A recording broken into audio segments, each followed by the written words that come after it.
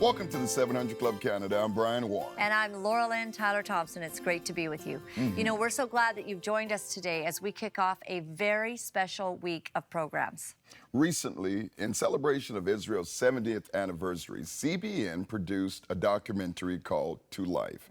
It's an amazing look at how Israeli volunteers are changing the world. And this entire week, we'll show you the powerful stories from this documentary. You have never seen anything like this, guaranteed. So true. Today, you'll learn about Innovation Africa, a nonprofit Israeli organization on mission to bring solar and water technologies to remote African villages. It's so cool to see what Innovation Africa has accomplished so far. They have helped nearly 1 million people across Africa, and you'll not only see how they got their start, but how the technology works. But up first, another story from Africa. This is Bethany's journey out of depression and into a war zone. Take a look. So I laugh a lot about reaching out for help and how God used that to lead me into a war zone. I was married just a few weeks actually after I graduated from college. We were both fighting addictions behind closed doors. We were living really two separate lives. Out of that came some trauma that I specifically went through before the divorce, and then the year following the divorce, there was some more trauma and led me down a road of not just sadness. This was a depression that it felt like it enveloped me really at times. I started having flashbacks and nightmares and not being able to sleep. I wasn't able to work. I wasn't able to function. And that's when the suicidal thoughts became so heavy. And I knew that it was really either live like this, what I felt like forever, or swallow your pride and reach out for help. Where I went was in Dallas. It was a Christian treatment center. And so we had prayer every day and Bible study every day. It was an environment that I was surrounded with unconditional love. Part of paying for the treatment center was having to sell my car, which meant that I didn't have an automobile. But it was the last Sunday, and so I really wanted to go to church somewhere, and walked just to the nearest church. And there was a man speaking who had an African accent. He had survived the Rwandan genocide. So he started talking about an organization that he founded that worked with peace and reconciliation. I have a master's in social work, a licensed clinical social worker, and a doctorate in counseling psychology. I'd been praying for God to show me how to use my background in counseling and my journey through trauma for good one day.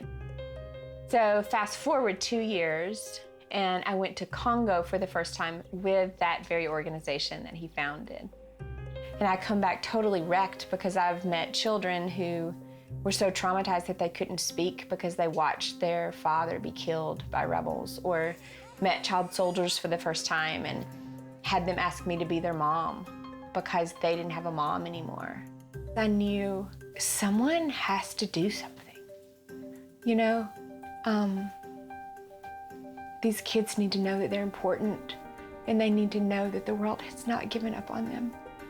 But the word exile kept coming back to me on the plane ride home. So I realized that physically they were in exile, but emotionally, they thought a flashback was normal. They thought nightmares were normal because they've always lived in trauma. So I didn't have a plan, and I didn't know what I was doing.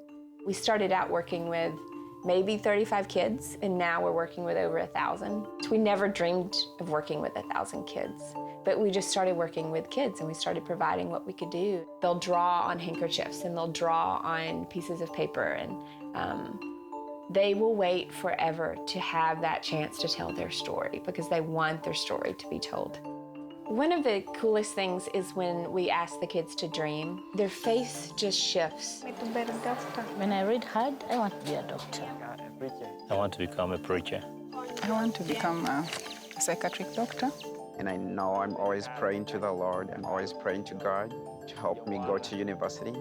I would tell the me coming back from the Congo for the first time to not quit. I would tell her not to give up. I would tell her just to keep going.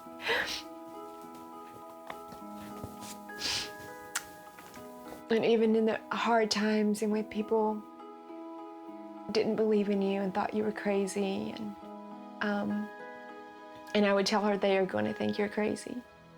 but just do it anyway because it's worth it and these kids are worth it. There are over 300,000 child soldiers in the world. So when you look at that number, it's massive, but when you realize there's a lot of us out here, and if a lot of us does something for one child, you're able to see that not only is their life different, their bloodline is different. I've learned that when we suffer, that he's actually closer to us. We feel like he's left us, and that he's crying with us in our pain rather than causing it, and that he loves ashes because he's able to look at the ashes of our lives and where we're thinking, this is my life and it's in shambles and it's just going up in flames, and he's thinking, that's the good stuff. That's what I'm really going to be able to make incredible beauty from. Laura-Lynn, I love Bethany's testimony, but also the realism just that comes out of it, swollen with pride, and Yes. just to get over yourself. To get over yourself. And, you know, isn't that the best way to get over some, you know, she talked about there, you know, being some trauma in her life and Yes, some feeling failure and some suicidal. loss. And, you know, we all go through things like that. And then we start just looking at ourselves. That's Yes. the worst thing that puts you in such a depression. You know, you don't get out of bed.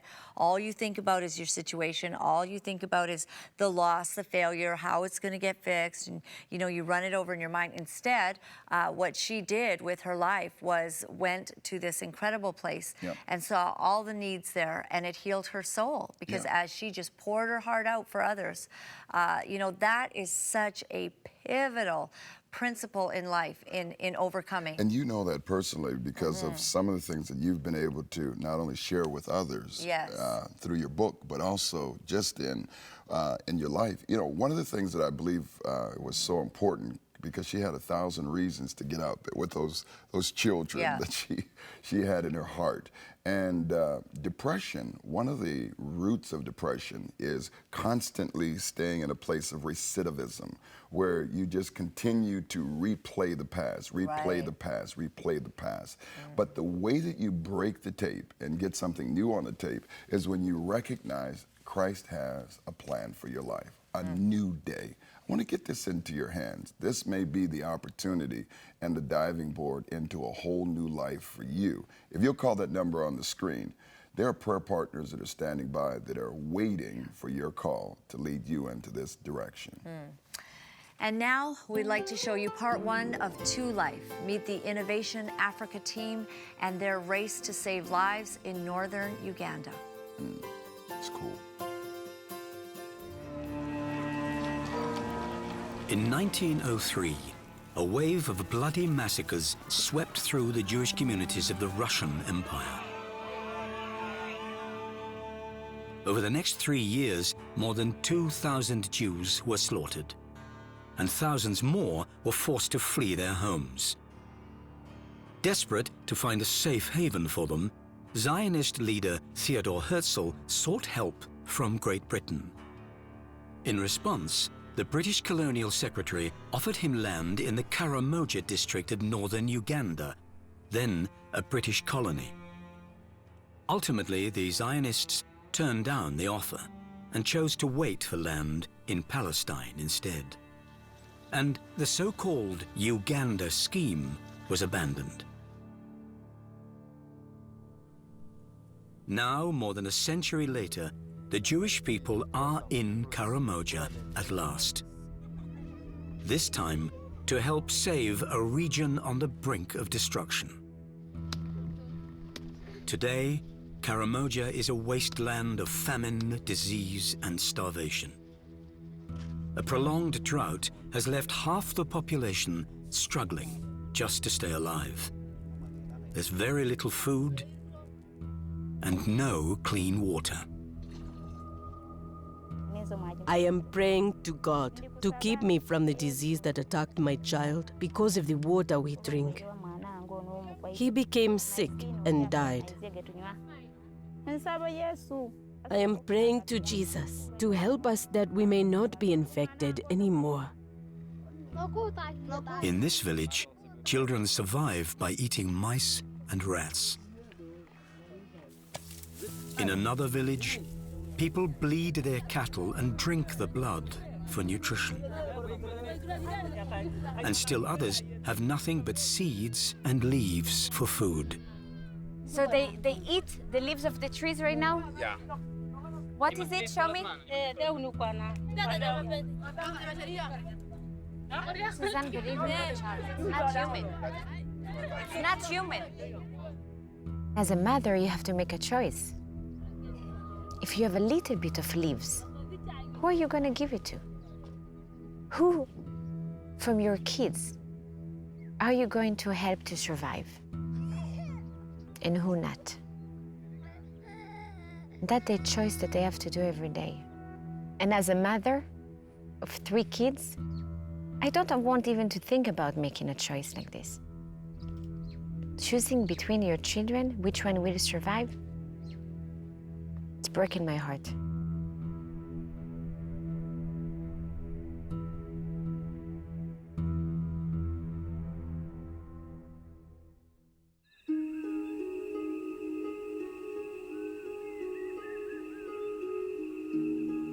It's not easy to be an African woman. Unfortunately, what we are seeing in the villages is that children, especially girls and mothers, are spending hours a day to look for water. I am so sad for my children who died because of the dirty water we drink.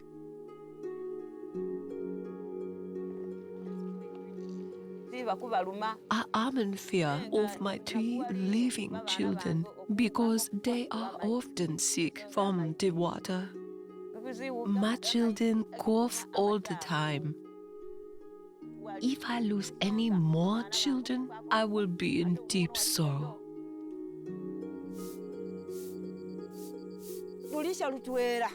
The word water has made me suffer.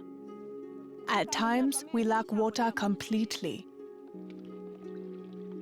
We cannot even cook because there is no water. We feel chest pains from carrying a jerry can.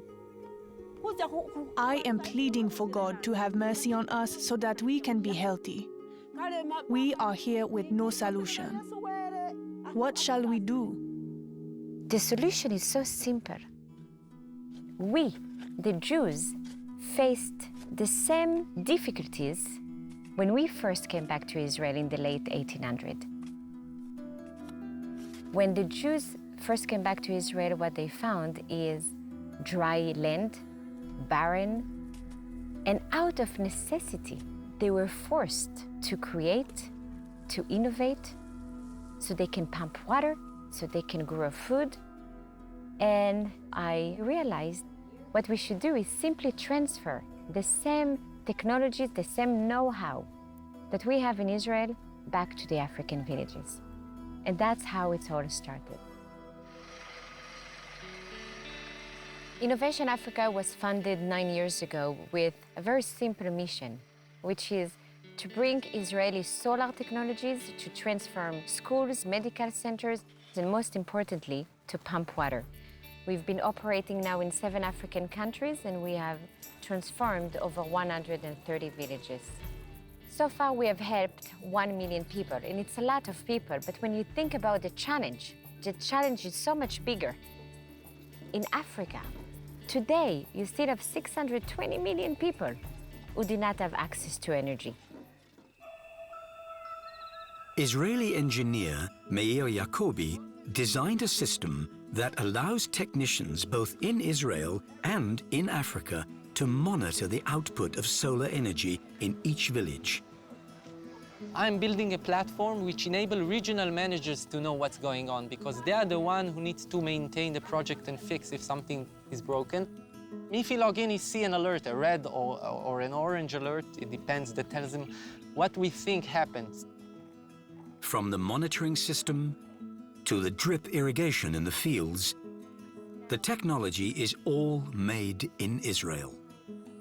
Once you're exposed to a need, you know what is the way. You start thinking of a way. They say when there is a need, there is a way. Well, I was an electrical engineer who was working for Israeli utility company and Intel. I wasn't aware of these needs. But once I was exposed to them by Innovation Africa, I understood that maybe we can build a tool to help them scale up. By having access now to water, not only they can drink, but by using the drip irrigation, we can grow more food with less water. Innovation Africa has provided solar power for more than 130 villages in Africa. But nothing prepared the team for what they saw in Uganda's desolate Karamoja district. You see how these people, how they are being affected with famine. Okay. Yeah. 4,600 people live in Akuyam village. Because of the drought, they haven't had water for months. There is no water at all? No water at all. So what do they eat? Ask them what do they eat?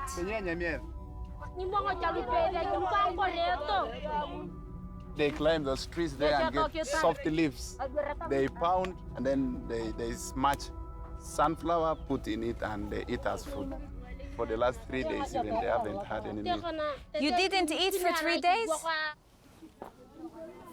In this village, the elderly are the most vulnerable. This woman tied a rope around her stomach to try to ease her hunger pains. She's one of several people who are slowly starving to death in Akuyam.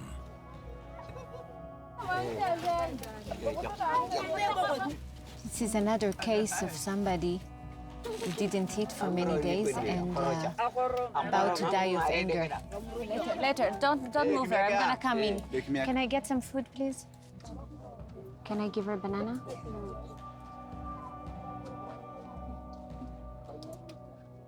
Would you like to eat?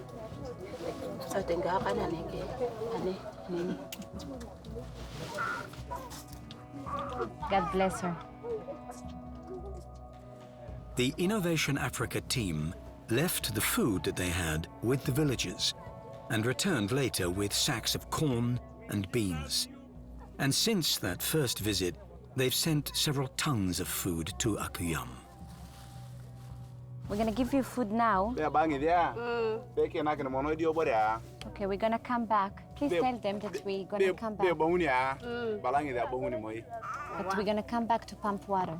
There,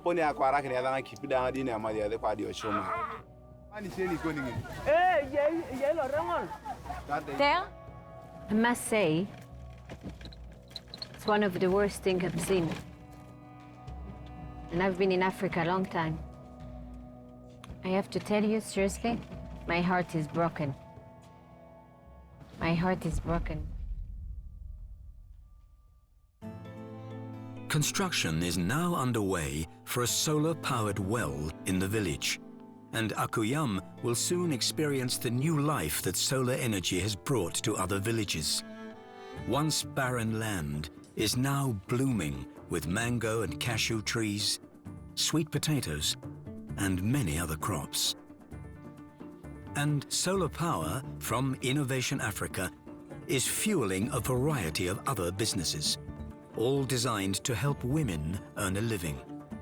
From small vegetable shops to sewing centers and even charging stations for cell phones. Something that is incredible in the villages is that they do not have shoes, they do not have food, but they do have cell phones. One of the businesses that we've been operating is having a small cell phone charging stations. They're going to need money to replace the light bulbs. They need money to replace the batteries. So by having an ongoing business that allow them to generate the income that they need, we can make sure that the project is sustainable. More than 17,000 people are treated here at Nansanga Health Center, a building with no electricity.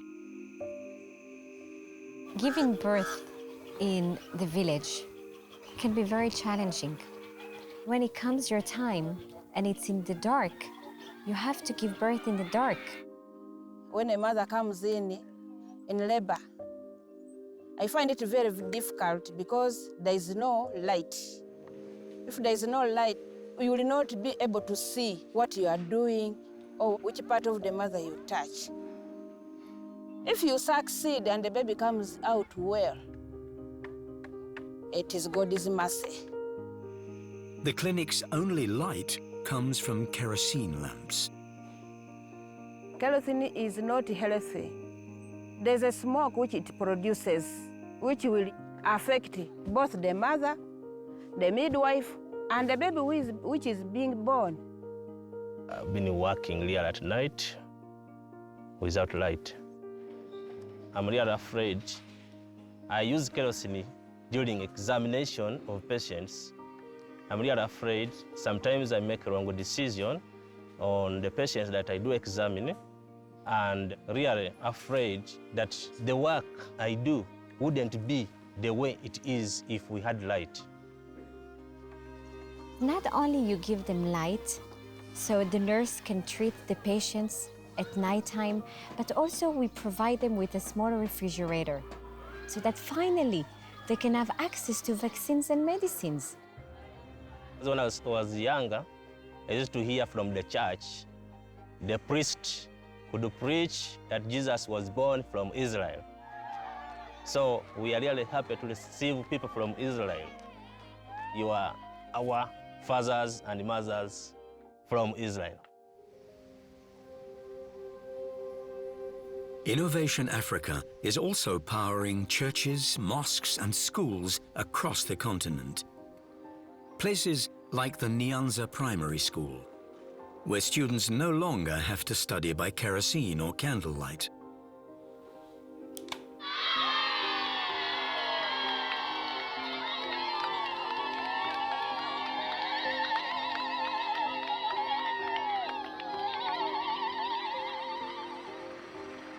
Throughout Karamoja, more than 15,000 people now have access to electricity and clean water for the first time. Are you ready to have clean water?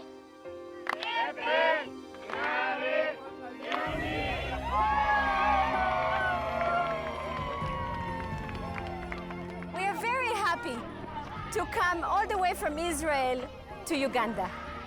Now and forever, they will have clean water all the time. No more suffering, no more searching for water, no more children being sick with diarrhea. It's finished.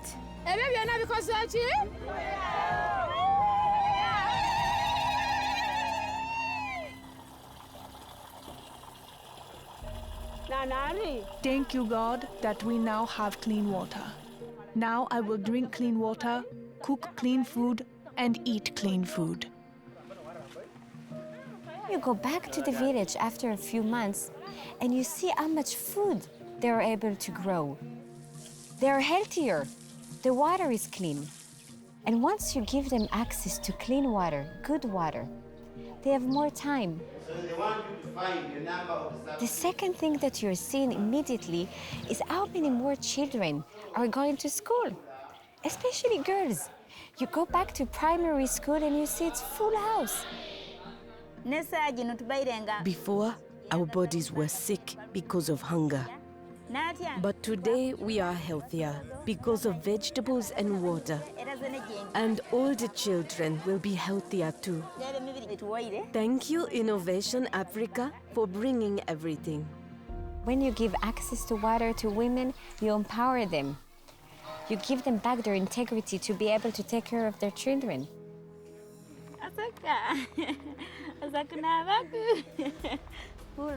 Here are the good things about this water that the Israelis gave us.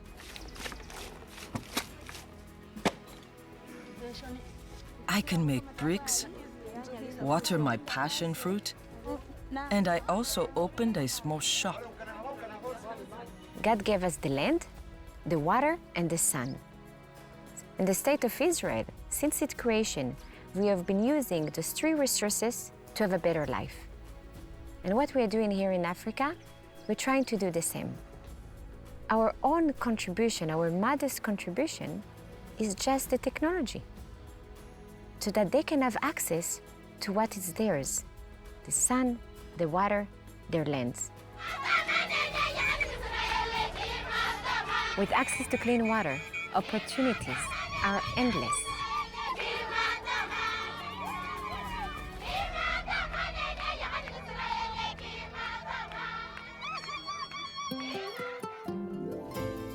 What a powerful testimony of what God is doing through the Israeli people. Yes. And I love that statement. It's who we are bringing healing to the world. Absolutely. And great places like Uganda, which is dear to my heart, you know, having been born there. So absolutely powerful. This is an incredible documentary. It's something that you can watch with your children. It will, it's good viewing for the whole family. It's sobering and beautiful. Yeah, you know, not only is the cinematography excellent, second to none, but really it's heart-wrenching and it grips your spirit as well. And if you'll call now for a one-time donation of only $10, To Life Can Be Yours, 1-855-759-0700. And it would be such an encouragement if you call now. You know, we have a special shout out today, and it's for CEO. The CEO, but also just an amazing gift. Gordon Robertson. He's the CEO of 700 Club in the U.S. and today is his birthday, and he's 60 years young. And so we want to say we love you. God bless you. Big high five. Big high five. You know, he is such an encourager, but also just a wonderful mentor and also just a wonderful brother in the Lord. So we love you and God bless you. We really appreciate it. And, you know, I'm thinking about how, you know, he's got good genes because he's following in the footsteps of Pat Robertson. Yes. And Pat is still going strong. We love Pat. We love Gordon. Thank you for the legacy that the 700 Club is leaving and all of the contributions that it's making in the world with Superbook and everything. It's because you have dedicated your life to Christ. So maybe, you know, I pray that this is going to be one of the most powerful birthdays and that you'll be empowered to keep on continuing. And you're a CEO with swag. Yeah. We want to leave you with this Bible verse. Psalms 19:8, it says, the precepts of the Lord are right, giving joy to the heart. The commands of the Lord are radiant, giving light to the eyes. Until next time, God bless. To contact us, phone 1-855-759-0700. You can email us at cba@700club.ca or write to us at Christian Broadcasting Associates Incorporated, the 700 Club Canada, P.O. Box 700, Scarborough, Ontario, M1S 4T4. You can now like us on Facebook and follow us on Twitter or Instagram.